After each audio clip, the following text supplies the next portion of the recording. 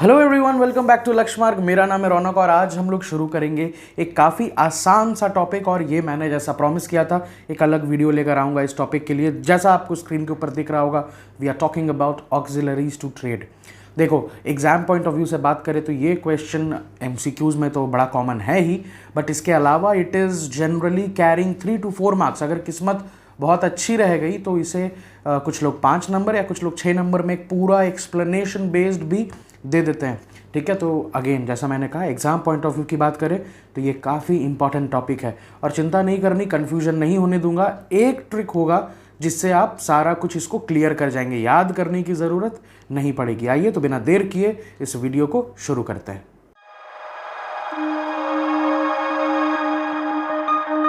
First point, ये producer और consumer के बीच का गैप, ये सबसे इंपॉर्टेंट है। देखो, जैसा हम लोगों ने पहले भी कहा है, जो मैगी बनाता है और जो मैगी खाता है, मतलब मैगी का प्रोड्यूसर और मैगी का कंज्यूमर, इनके बीच में काफ़ी ज़्यादा डिफरेंस है, काफ़ी ज़्यादा गैप है। वो कैसा गैप है? अगर हम सिर्फ चेन वाइज भी बात करें तो प्रोड्यूसर के बाद आता है डीलर, मतलब एजेंट, एजेंट के बाद आता है होलसेलर, होलसेलर के बाद आता है रिटेलर, और तब जाकर कहीं रिटेलर के बाद आता है कंज्यूमर। अब बीच में वेयर हाउसेज भी है, वो फलाना फलाना बहुत सारी बातें हैं जो अभी हम लोग करेंगे। तो ये जो गैप है, इतना बड़ा गैप है, नोएडा, गुड़गांव, दिल्ली में बन रहा है प्रोडक्ट और हम लोग खा रहे हैं झारखंड, बिहार, बंगाल में। ये जो गैप है ये कैसे कम होगा? इन गैप्स को कम करने के लिए कुछ सर्विसेज हमें लगती हैं टर्शरी इंडस्ट्री की, कुछ सर्विसेज हमें लगती हैं जिसके वजह से ये गैप हम मिनिमाइज कर पाते हैं। We bring the place of production closer to the place of consumption. Obviously वो फैक्ट्री उठ के थोड़ी कंज्यूमर के पास आएगा या कंज्यूमर उठ के थोड़ी वहां जाएगा, प्रोडक्ट्स मूव करेंगे एक जगह से दूसरी जगह। ठीक है, इसी मतलब के साथ स्टार्ट करते हैं हमारा ऑक्सिलरीज टू ट्रेड का मतलब। जो देखो, अब इंग्लिश में पढ़ा हुआ है, अब यहां पर आप देखोगे तो आपको समझ में आएगा क्या लिखा हुआ है। It refers to those activities which facilitate the purchase and sale of goods and service that is which are meant for assisting the trade. ये लाइन हमेशा याद रखना भाई आप लोग, which are meant for assisting the trade. Assisting the trade जिसका मतलब होता है कि जो भी आपके ट्रेड को फैसिलिटेट करता है, प्रोड्यूसर कंज्यूमर के गैप को कम करने में हेल्प करता है। अब इस वीडियो में हम लोग जैसे डिस्कस करेंगे वो तो मैं बताऊंगा। आप लोगों को एक तरीका बता देता हूं ऑक्सिलरीज टू ट्रेड। जैसे मैंने कहा ना, अब याद कभी नहीं करना पड़ेगा। एक वर्ड देता हूं आपको, BITWA, बिटवा। I give this word to my students an number of times और उन्हें शायद इस चीज़ से हेल्प भी मिला है, तो मैं चाहूँगा कि आपको इस चीज़ का हेल्प दिलवा दूँ। It is BITWA। मैंने अपने पिछले वीडियोज़ में भी इसकी बातें की हैं आप लोगों से। ठीक है, अब देखो कैसे याद हो जाएगा। Banking, insurance, transportation, warehousing and advertising. Banking, insurance, transportation, warehousing and advertising, BITWA, बिटवा। अब आपको बस इसका मतलब समझना है, मतलब जानना है। आप सब अच्छे अच्छे स्कूल से हो, आप लोग जब ये वीडियो देख रहे हो तो मैं मान के चलता हूं आपने ये चैप्टर ऑलरेडी एक बार पढ़ रखा है। मैं मान के चल रहा हूं अगर आप पहली बार भी पढ़ रहे हो तो ये वीडियो को 2 बार देखोगे। यहां पर ये वीडियो को देख लेने के बाद ये BITWA वाला कॉन्सेप्ट अब हमेशा आपको ऑक्सिलरीज टू ट्रेड के साथ याद रहेगा। कभी भी कल को एग्जाम पेपर में आएगा, देखेंगे आप और एज टू ट्रेड के बारे में लिखना है, चुपचाप से पहले वहां पे BITWA लिख के रख लेना। अब उसके बाद तो आंसर बनाने में, आप लोग बातें बनाने में तो हम और आप काफ़ी आगे हैं। ठीक है, तो आइए एक एक करके ये BITWA का एक्सप्लेनेशन ले लेते हैं। ठीक है, it's a trick, it's not a concept. आपको ध्यान रखना है ये बात, कभी भी शॉर्टकट में BITWA लिख के मत आइएगा, नंबर 1 भी नहीं मिलेगा। Okay, now moving to our first auxiliaries to trade, transportation and communication. देखो, आप लोगों के लिए मैंने पूरा डिटेल में यहां पर नोट्स फॉर्म में ऊपर लिख के रखा है। अगर आपके बुक्स में नहीं दिया हुआ है तो you can use this, you can take a screenshot. First of all, what is transportation and communication, इतना मुझे बताने की जरूरत नहीं। अगर डेफिनेशन की भी बात करें तो it involves all those activities which are undertaken for the movement of goods from one place to another. अब वन प्लेस टू अनदर किस कहेंगे हम? जहां पर प्रोडक्ट बन रहा है से जहां प्रोडक्ट कंज्यूम हो रहा है या खरीदा जा रहा है, इन दोनों के बीच जो सामान एक जगह से दूसरी जगह जाएगा, इसको फैसिलिटेट करता है क्या? Transportation, hence it removes the hindrance of place. Hindrance of place एक बहुत बड़ा बैरियर था कि सर सामान तो नोएडा में बनता है, सर कार तो चेन्नई में बनती है, तो सर हम इसको पंजाब में कैसे खरीदेंगे, सर हम इसको महाराष्ट्र में कैसे खरीदेंगे। खरीदोगे ना भैया, वो गाड़ी आएगी, वो मैगी आएगी आपके स्टेट में, वो मैगी आएगी आपके घर के बगल वाले दुकान तक, कैसे आएगी? ट्रांसपोर्टेशन की फैसिलिटी को यूज़ किया जाएगा। ठीक है, आप देख सकते हो यहाँ पर, जैसा हमने एक और एग्जांपल यहाँ पे दे रखा है कि T is mainly produced in Assam but is consumed all over the country. अब असम में चाय उग रहा है तो उसका मतलब असम जाके चाय पियेंगे, ऑब्वियसली चाय अगर ऐसा होगा तब तो फिर एक एक करके आदमी निकलने लगेगा भाई। ठीक है, तो अब असम में चाय उग रहा है, तो अब वो असम की चाय कैसे आएगी बिहार, कैसे आएगी झारखंड? ट्रांसपोर्टेशन यूज करके आएगा। काफ़ी इजी कॉन्सेप्ट है, कोई टेंशन नहीं लेना, कोई लोड नहीं लेना, कोई इतना नोट्स पढ़ने की ज़रूरत नहीं है। वो BITWA वाला याद रखना वहाँ से, और उसका हिंड्रेंस याद रखना, बस वहीं पे नंबर आने वाला है भाई। लास्ट लाइन देख लो खाली, क्या है? कम्युनिकेशन के बारे में लोग नेग्लेक्ट कर देते हैं, बट वो भी आपको ज़रूरत है। अच्छा now, what is communication? Communication में क्या होता है? It is transfer of information, idea और एनी फीलिंग, इमोशंस, जो भी।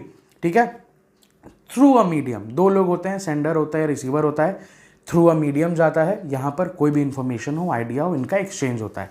ठीक है, now in addition to the transport facility, communication also means facilitates the exchange of information, जैसा मैंने कहा, exchange of information amongst the producers, traders and consumers। ठीक है, जितने भी स्टेक होल्डर्स हैं किसी ट्रेड के, चाहे वो प्रोड्यूसर हो, ट्रेडर मतलब होलसेलर हो या रिटेलर हो, और कंज्यूमर हो, इनके बीच में जो आपका channel of exchange of ideas है, इंफॉर्मेशन है, ये कम्युनिकेशन फैसिलिटेट करेगा। ठीक है, बहुत ईजी सा था, आपको इसमें लोड नहीं लेना, टेंशन नहीं लेना, काफ़ी ईजी कॉन्सेप्ट है। दूसरा आता है बैंकिंग एंड फाइनेंस। चलो बैंकिंग एंड फाइनेंस तो मैं डायरेक्ट आपसे पूछता हूं, बैंकिंग और फाइनेंस कौन सा हिंड्रेंस दूर करता है? बैंकिंग, बी फॉर बैंकिंग, कौन सा हिंड्रेंस दूर करता है? It removes the hindrance of finance, इसलिए साथ में लिखा हुआ भी है। अब मैं आपसे सीधे पूछता हूं, एक किसी भी फर्म को क्यों चाहिए पैसा? Why does it require finance? ठीक है, तो मुझे 3 चीज़ें याद आती है। वो अपने बिजनेस को शुरू करने के लिए पैसा मांगेगा, वो अपने बिजनेस के कैश फ्लोज को मेंटेन करने के लिए पैसा मांगेगा, प्लस वो अपने बिजनेस को एक्सपैंड करने के लिए पैसा मांगेगा। बिजनेस में तो यही 3 चीज़ के लिए पैसा चाहिए, या तो बिजनेस शुरू करने के लिए पैसा मांग लो, या तो बिजनेस चलाने के लिए पैसा मांग लो, या फिर बिजनेस को बढ़ाने के लिए पैसा मांग लो। ठीक है, तो इन तीनों केसेस के लिए जो प्रॉब्लम है, वो क्या प्रॉब्लम क्रिएट होता है? फिनेंस का। ये फिनेंस का प्रॉब्लम कौन दूर करेगा हमें? ये दूर करेगा बैंकिंग सर्विस। ठीक है, बैंकिंग सर्विस में आजकल और भी चीज़ें आ गई हैं, जैसे transfer of money, sending money, receiving money, digital money का concept, cheque book, cash credit, ये सारा फैसिलिटी जो हमें मिलता है, जो फाइनेंशियल सेगमेंट में मिलता है, वो हमें बैंकिंग प्रोवाइड करती है। बैंकिंग मतलब बिटवा का बी फॉर बैंकिंग। ठीक है, अब आगे बढ़ते हैं। फिर आता है हमारा इंश्योरेंस। देखो, अब जो भी नोट्स है मैंने आपके लिए लिख के लाया हूं, आप इसको स्क्रीनशॉट करके ले लो, अगर आप बुक्स एनसीईआरटी के अलावा कुछ आपने परचेज नहीं किया है, वरना whatever I am saying just put 100% attention to that. आपको उससे ज़्यादा कुछ समझने की ज़रूरत नहीं है। मैं तो इंग्लिश में भी बोल रहा हूँ, मैं हिंदी में भी बोल रहा हूँ, तो वहाँ पर आपको एक्चुअली जो आंसर भी है, तो आप सेम टू सेम भी अगर लिखते हो वहाँ पर, तो आपको मार्क्स मिल जाएंगे। ठीक है, जैसे कि for example insurance. Now insurance removes the hindrance of risk. Now we have not discussed risk yet on this channel. हमारा जो अगला वीडियो होगा वो एक पूरा डेडिकेटेड वीडियो होगा बिजनेस रिस्क के बारे में। But let me tell you what are risks. Risks are the situations of inadequate profits or losses due to unforeseen activities. इसका मतलब अनफोर्सीन एक्टिविटीज, मतलब जो मैं फोरकास्ट नहीं कर पाया, मतलब मेरी बिजनेस ये नहीं पता कर पाई कि यार ये आने वाले इस एक्टिविटी में हमारा कुछ स्टेक्स है, क्या हमें प्रॉफिट हो सकता है, क्या हमें लॉस हो सकता है, ये सारी एक्टिविटीज बिजनेस रिस्क में आती है। तो आप बोलोगे सर आप प्रॉफिट, आप रिस्क बोल रहे हैं, तो रिस्क तो निगेटिव टर्म है, तो how can you use profit with a negative term? फिर रिस्क काहे का? जब प्रॉफिट हो जाए तो रिस्क काहे का? अब मेरी बात समझो, रीड बिटवीन द लाइन्स, और I will say listen between the lines. क्या कहा मैंने? Unforeseen activities. अगर आप पेपर पे पहले से ये बात समझ रहे हो कि मेरे को अगले महीने बहुत प्रॉफिट होने वाला है, इट्स गुड, इट्स गुड। अगर आप पहले से प्रेडिक्ट करके रख रहे हो कि मेरे को अगले महीने लॉस होने वाला है, तो भी it's not a business risk, because you were able to predict that, right? लेकिन अगर you are not able to predict the future, आप तो जान नहीं सकते ना क्या होगा, you can only predict, you can only forecast कि शायद ऐसा हो, शायद अगर आपके प्रेडिक्शन के अगेंस्ट कुछ आपके बिजनेस में हो जाए, उस केस में all those activities will be covered under risk. Now अब किसी भी तरीके के रिस्क को आप कैसे कवर करोगे, कैसे करते हैं कवर, हम और आप कैसे करते हैं, मम्मी पापा कैसे करते हैं हमारे लिए, वो इंश्योरेंस परचेज करते हैं। पर्सनल लाइफ की बात करें तो we purchase medical insurance, health insurance, car insurance etcetera. Company base पे अगर हम बात करें तो हम लोग अपने स्टॉक का इंश्योरेंस कराते हैं, इन्वेंट्री का इंश्योरेंस कराते हैं, हम अपनी दुकान का इंश्योरेंस कराते हैं, हम अपने दुकान में काम करने वाले स्टाफ मेंबर्स का इंश्योरेंस कराते हैं कि भगवान ना करे उनको कुछ हो जाए तो they also have a fair compensation from my side. ठीक है, तो इतनी तरीके की जो रिस्क क्रिएट होते हैं they all are covered by the insurance. और आपको एग्जाम्पल देना हो तो मैंने आपको एग्जाम्पल दे दिया, आप इंश्योरेंस का एग्जाम्पल भी दे सकते हैं। तो BITWA में से 3 कवर हो गया, B for banking, I for insurance, T for transportation. ठीक है, अब आगे मूव करते हैं जल्दी से जल्दी। जी हाँ, आ गए हम लोग वेयर हाउसिंग के ऊपर। ठीक है, अच्छा एक चीज और, sorry I just skipped somehow. Insurance के लिए अगर आपको डिटेल में और पढ़ना है, और डिटेल में कि sir I want to know how much premium, या व्हाट आर द पॉलिसीज, या what are the what we can say principles जिसके ऊपर बस हैं, तो भैया थोड़ा सब्र कर लो। Chapter number 4 business services, insurance पूरा पढ़ के मजा आ जाएगा। ठीक है, ऑब्वियसली हम लोग पॉलिसीज तो नहीं बताने वाले ना कि इस कंपनी की पॉलिसी अच्छी, उस कंपनी की policy. I remember I received an email from one of the student कि sir according to the principles that we have learned in chapter number 4, उसके बेस पे बात करें तो कौन सी पॉलिसी सबसे अच्छी रहेगी। अब बताइए, पॉलिसी थोड़ी बताएंगे हम लोग यहाँ पे। ठीक है, लेकिन जिन्हें इंश्योरेंस के बारे में और भी कुछ टेक्निकल डिटेल्स जाननी है, इफ यू वांट, आप चैप्टर नंबर 4 अपने बुक का स्किप जाओ सीधे, उस पर थोड़ा है पढ़ सकते हो, पढ़ो, वरना कुछ समय में तो हमारा वीडियोस भी वहां पर आ जाएगा। ठीक है, कोई ज़्यादा टेंशन और लोड लेने की ज़रूरत नहीं है। अभी जितना आपको बताया गया it's more than enough for your exam point of view. आगे बढ़ते हैं, दैट इज वेयर हाउसिंग। अब वेयर हाउसिंग का मतलब आप लोग समझते हो क्या होता है, नॉर्मली हिंदी में समझते हो वर्ड का मतलब, it is godowns that we say in English. ठीक है, वेयर हाउसेस भी 2-3 तरीके के होते हैं। एक तो टेम्परेचर कंट्रोल्ड होता है, एक रेंटेड होता है, एक होता है कि आपने बना के स्पेस दे दिया, अब उसको किसी और को आप रेंट पे दे रहे हो चलाने, आउटसोर्स कर दिया, आपका काम ही है वेयर हाउस का ये करना। और कुछ लोग अपने प्राइवेट वेयर हाउस गोडाउन्स भी रखते हैं, मतलब मेरा खुद का बिजनेस, मेरा खुद का गोडाउन, ये भी होता है। टेम्परेचर कंट्रोल्ड क्या होता है, जहां पर पेरिशेबल आइटम्स रखाए जाते हैं, जैसे दूध दही वगैरह, जैसे कि फल हो गया, आइसक्रीम्स हो गए, चॉकलेट्स हो गए, तो ये सब तो पेरिशेबल आइटम है ना, मतलब अगर आप इसको टेम्परेचर कंट्रोल में नहीं रखोगे तो ये तो पिघल जाएगा। ठीक है, जैसे डेयरी मिल्क होता है, अगर आप dairy milk normal room temperature पर रखोगे तो पिघल जाएगा, बट अगर आप उसको फ्रिज में रखोगे तब जाकर वो उसका सस्टेनेबल टेम्परेचर है, नहीं तो पेरिशेबल आइटम है। ठीक है, सेब है, मतलब एप्पल्स उतनी दूर से आते हैं, कितनी दूर दूर से आते हैं, अगर आप उनको टेम्परेचर कंट्रोल में नहीं रखोगे तो वो खराब हो जाएंगे। दूध दही ये सब चीज़ें हैं, पनीर है, ये सब चीज़ तो खराब हो जाएंगी, बड़ा कम शेल्फ लाइफ होता है इनका।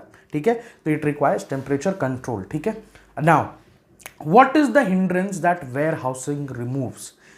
Where housing removes the hindrance of time. ये बहुत इंपॉर्टेंट है, people actually get confused between transportation and warehousing का हिंड्रेंस। याद रखेंगे, transportation removes the hindrance of place, warehousing removes hindrance of time. Now why do we say hindrance of time? ये एक अच्छा question आया था कुछ समय पहले, मैंने देखा था एक पेपर में, that why do we say that warehousing removes hindrance of time? तो the explanation to this will be, अगर आपको अच्छा लग रहा है तो भाई अभी वीडियो को 2x पे से हटा के 1x पे डालो और अब फिर से ध्यान से धीरे से सुनो answer. It says warehousing removes hindrance of time, explain why, and the answer is the goods produced at one time, या at one, मतलब the goods produced at once cannot be consumed at once. The goods produced at one time cannot be consumed at the same time. ठीक है, जो सामान बना वो उसी के उसी समय कंज्यूम नहीं किया जा सकता, which means it has to be stored for a long period of time before it is to be brought out to the markets for the sale. Whenever the demand rise about the product, then the product is to be taken back to the market and then to be sold. ठीक है, अब इसको आसानी से समझो कि जो सामान बनाया जाता है वो उसी के उसी समय नहीं मतलब खरीदा नहीं जा सकता, कंज्यूम नहीं किया जा सकता। तो इसका मतलब है कि उसे कुछ दिनों तक बचा के रखने की जरूरत है कि जब डिमांड होगा मार्केट में तब गोडाउन से निकाल के लाएंगे और तब बेचेंगे। ठीक है, यही कॉन्सेप्ट है वेयर हाउसिंग का।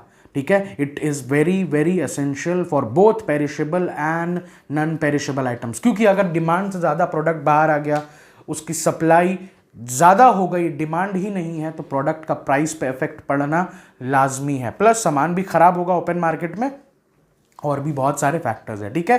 तो BITWA से BITW कंप्लीट हो गया। लास्ट आते हैं हमारे सबसे इजी कॉन्सेप्ट पे, जो है एडवर्टाइजिंग। एडवर्टाइजिंग का मतलब आप लोग समझते हो ना, हेमा, जया, रेखा और सुषमा सबकी पसंद Nirma. What is this Nirma ad about? This is advertising. अच्छा, it is about knowledge, hindrance of knowledge को रिमूव कर रहा है। हिंड्रेंस ऑफ नॉलेज मतलब कोई नया सामान आया है मार्केट में, आप लोग 20 रुपए का बिस्लेरी पी रहे हो, बिस्लेरी का एक प्रोडक्ट आ जाए मार्केट में, बिस्लेरी लाइट, और वो बिकेगा 10 रुपए में, कैसे मालूम पड़ेगा आपको कि 10 रुपए में बिस्लेरी का और झकास माल आया है मार्केट में? कैसे पता चलेगा? वो पता चलेगा जब आप टीवी पे ऐड देखोगे, वो पता चलेगा जब आप अपने इंस्टा पे ऐड देख लोगे, वो पता चलेगा जब आप अपने न्यूज़पेपर्स में ऐड देखोगे, ठीक है। जैसे एक बड़ा अच्छा प्रोडक्ट आया है मार्केट में, दैट इज फ्री वाटर, ठीक है। फ्री वाटर व्हाट, मुझे लगता है जो लोग इंस्टाग्राम चलाते हो वो इससे बिल्कुल बिल्कुल वाकिफ हो गए। I actually also got to know about this product on Instagram.